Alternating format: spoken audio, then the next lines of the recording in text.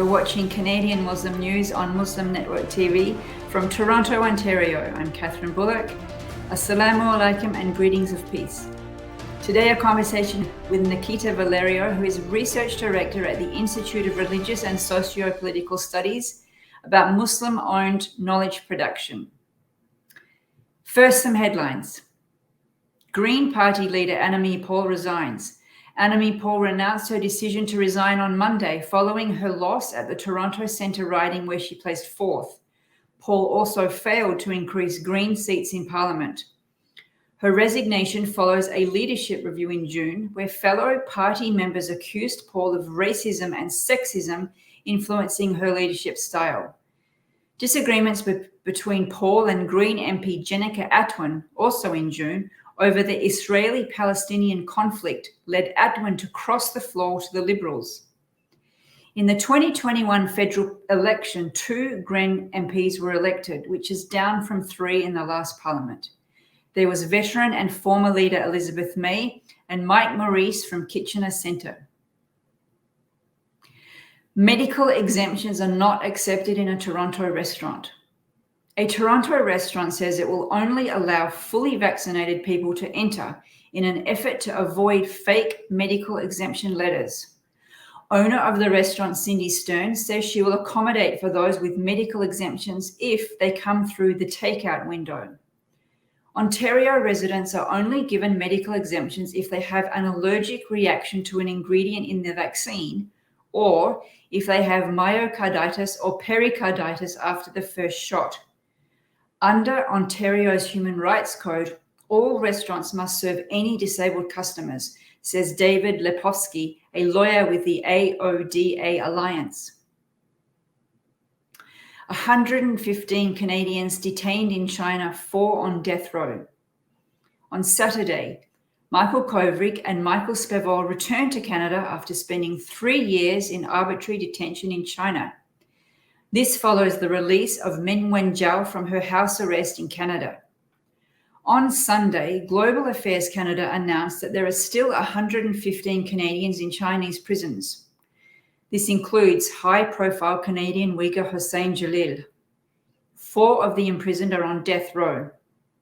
The Office of Global Affairs says that Canada opposes the death penalty in all cases everywhere. Canada is pressuring China to give clemency for those facing the death penalty. 5 Palestinians killed after town raids by Israeli soldiers. Ahmed Zaran, Mahmoud Hamdian, and Zakaria Badwan were killed after Israeli soldiers raided their town Beit Anan in Jerusalem. A similar attack left 2 more dead in Burkina. Osama Sabo and 16-year-old Zufza Sabo were killed by Israeli soldiers when they raided the town.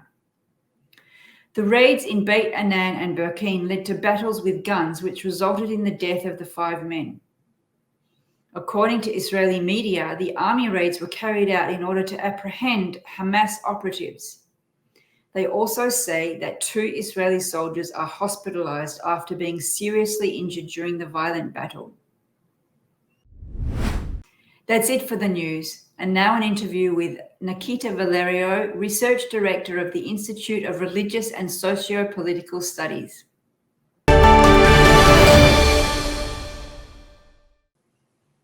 With us now is Nakita Valerio, who is Research Director with the Institute for Religious and Socio-Political Studies. We're going to be talking about Muslim ownership of knowledge production. Welcome to the show, Nikita. Assalamu alaikum. Wa alaikum salam wa rahmatullah. Thank you so much for having me today. Thank you for joining us. I believe you're in Edmonton, right? Although it looks like you're at the Kaaba. Yeah, Treaty 6 territory here in Edmonton. Well, many people might not have heard for the Institute for Religious and Socio-Political Studies. So before I ask you some questions about the work that you've been doing, please just give us a very brief overview of the Institute. So IRSS, as it's also known, has been around for a few years. We've done a number of research fellowships already. Effectively, we are a actionable and policy-based institute that produces original research and develops original forums for discussion on topics around Muslims in Canada, whether they're in the contemporary sociological light, historical. It's a very interdisciplinary-based academic institute. And yeah, we've been working really hard, and I'm looking forward to talking to you about some of the work that we're producing today. I remember that you mentioned that you've launched a new journal. So how about starting there? What's the journal? Why is it important to launch a journal? Tell us about that. This is really an exciting development for us. We launched the Religious and Socio-Political Studies Journal, also known as RSSJ. We're a big fan of acronyms, apparently. But it's an academic double-blind peer-reviewed journal that is published out of the University of Alberta Open Journal resource website as well. And they publish a number of academic journals, and they help you through the whole process there. So it's wonderful that we're able to produce this. And the initiative behind it was to create an academic peer-reviewed space where articles pertaining to research around Muslims in Canada could really be amplified in their publication, and to create space for conversations around Muslims in Canada that aren't necessarily always happening. So around the topics that are important to ordinary Muslims and Muslim communities across the country. So it's wonderful because it is an academic space, but it's very Muslim oriented and Muslim produced. Could you expand a little for the people who are not in academic space, maybe to understand why having, I'm going to use the word control or ownership over a journal? Like, what is that? Aren't there already journals publishing about Muslims in Canada? So what's the value added there? There's a huge value added. First of all, you should decide really when you're putting forward the topics that you want to cover or the themes that you want to cover in specific journal editions. You get to put what you want to have emphasis on. And I think all of us are aware of the fact that whether it's the highest levels of academia or in media, the narrative about Muslims that's put forth can be outright harmful, or it can be harmful implicitly so. And so having Muslim kind of ownership over the production of knowledge through an academic journal is crucial because it changes the stories that we can tell in a particularly validated way through academics. Through a lot of, the academy, of course, people are focusing a lot on things like Islamophobia, which are absolutely central to the Muslim experience here in Canada. However, that causes a lot of other things to be overlooked. And also, a lot of research that's out there is amplified because of how it's funded. And when you have an independent research institute that's choosing to focus on kind of what information is coming up from the ground of research, from the voices of Muslims across the country themselves, that paints a very different picture. It might overlap in many ways, but in other ways, it might provide a unique insight that other journals and institutes can't necessarily do. So can you tell us a little bit about what those things from the ground are? What are coming up? You used the word ordinary Muslim voices. Mm-hmm. Yeah, so across our research spectrum, we have like a number of research projects that are on the go and ones that we have already completed. For example, in 2019 and 2020, we completed a national study on Canadian Muslim youth. We interviewed 72 youth from 5 different cities across the country, which is quite a large sample size for a qualitative study. And from there, using, effectively our methodology was to listen to what's happening on the ground, to ask open-ended research questions in our focus groups and in our interviews, to hear what youth themselves had to say about the challenges that they're facing and about how they're cultivating resilience in the face of those challenges and what they think the solutions are to the challenges that they face. So hearing hearing from folks from a very wide cross section, a very diverse sample set, and hearing the same things over and over again that may or may not be reflected in the academic literature itself, I think is a very powerful tool for creating actionable policy around specific issues. The youth one being one, of course. We're also doing a major national study on the impact of Muslim organizations right now. We're doing a major national study replicating the youth study on Muslims in Canada. So it's more of an attitudinal things. What things matter to Muslims from various cross sections of society, socioeconomic differences, across ethnic differences, across gender differences, across different immigration status, you name it. What are the common themes in terms of concerns and issues and priorities for Muslims across Canada? And from there, you can deepen your research questions and do further studies, inshallah. So what were some of the common themes that the youth across those 5 cities were telling you?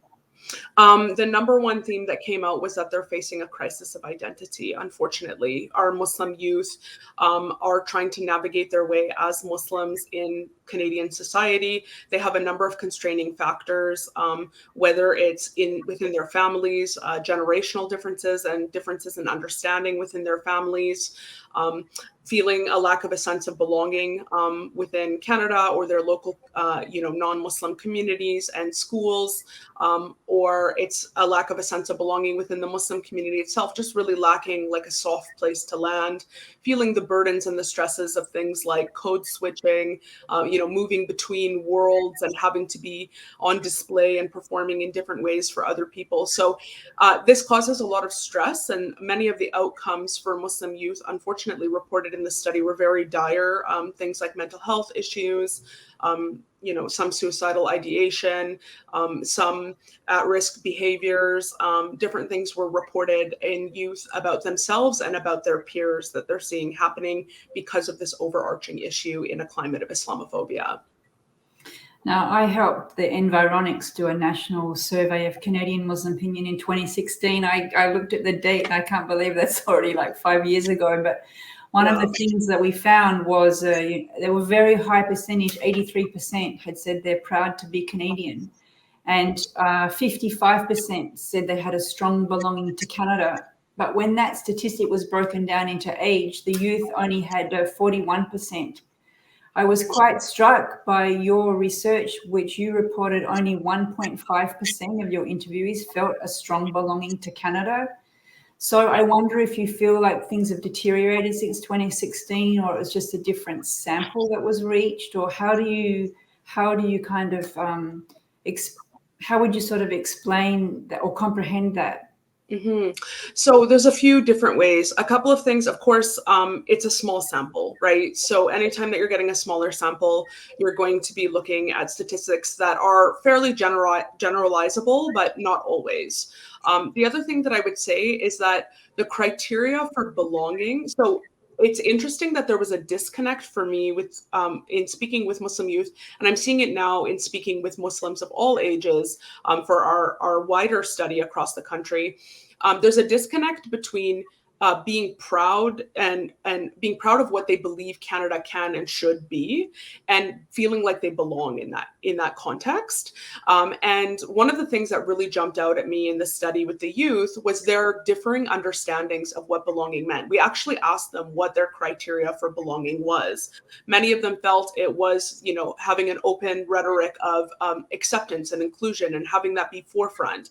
Many other youth felt that if they didn't feel like they were contributing within society, that they didn't belong in that society. So they needed a place where they actually felt like they were contributing, where their voice was being heard, where their actions and their volunteering was being heard. So it's interesting to note that particular phenomenon. But the other thing to note too is that includes not only Canada as a whole, but also within their particular community. So youth aren't necessarily finding themselves in their local community, and they're not necessarily finding themselves within their local Muslim community as well. So this overarching feeling of I don't really belong anywhere kind of continued to come out in that study, unfortunately. And that's why it's so important that we turned this into an actionable piece where we're recommending that Muslim organizations create those soft places to land for youth that they so desperately need. So we have to wrap it up. I would like to ask you if you could, in just, I don't know, 1 minute, which is very unfair to you, but what is then that number one recommendation that you think comes out of this research, which is there's a very big hill ahead for the Muslim community to try to help bring those numbers to more satisfactory levels? Of course, I could sit here for an hour and talk about recommendations, particularly for youth themselves and for government. But I'll focus specifically on Muslim organizations, and it's really about prioritizing having youth voices at the decision-making tables, because youth know what they need. Listening to youth about what they need in their communities, and giving them the space and the resources to be able to build the spaces of belonging and care that they require within Muslim communities will go a very, very long way to addressing many of the issues that they're talking about, whether it's the generational differences or the lack of actionability within their lives, within their communities. That small shift in ethos alone can make a huge difference in youth lives.